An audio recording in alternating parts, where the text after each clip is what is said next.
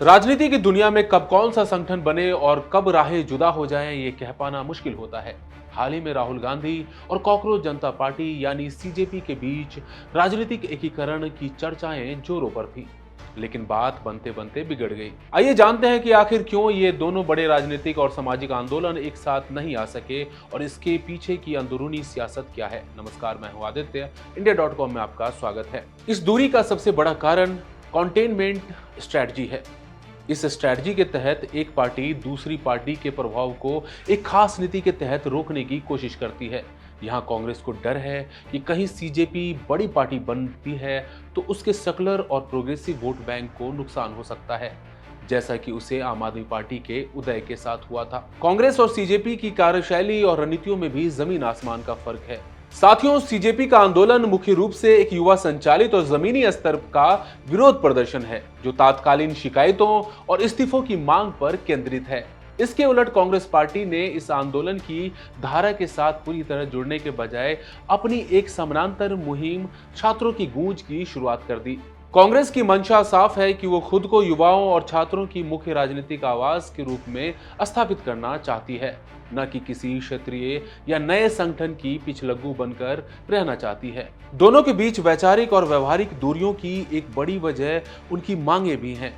कांग्रेस के बड़े नेताओं का मानना है कि सीजेपी की मांगे काफी सीमित और तात्कालीन हैं। दूसरी ओर कांग्रेस पार्टी राष्ट्रीय शिक्षा ढांचे और व्यवस्था की उन गहरी और व्यापक समस्याओं को उठाना चाहती है जिन्हें राष्ट्रीय स्तर पर वो भुना सके।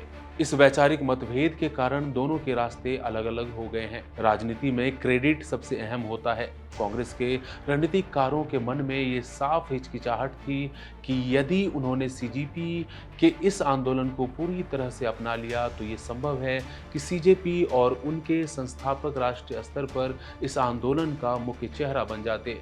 कांग्रेस पार्टी अपने सियासी वजूद और ब्रांडिंग को दांव पर लगाकर किसी दूसरे नए संगठन को खुद से आगे नहीं निकलने देना चाहती है। यही वजह रही कि कांग्रेस ने दूरी बनाए रखना ही बेहतर समझा।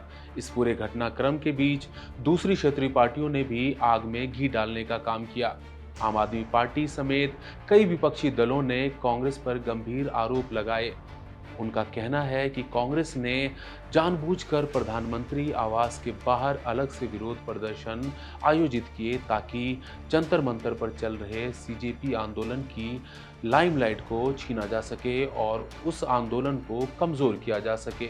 संक्षेप में कहें तो वैचारिक प्राथमिकताओं का श्रेय लेने की होड़ और अपनी राजनीतिक पहचान को सुरक्षित रखने की मजबूरी ने राहुल गांधी और सीजेपी को एक मंच पर आने से रोक दिया। राजनीति में भले ही दुश्मन का दुश्मन दोस्त बन जाए, लेकिन अपने अस्तित्व की लड़ाई में अक्सर अपने रास्ते अलग ही नजर आते हैं। इस राजनीतिक ड्रामे पर आपकी क्या राय है, हमें कमेंट करके जरूर बताएं। बने रहिए इंडिया.com के साथ। शुक्रिया।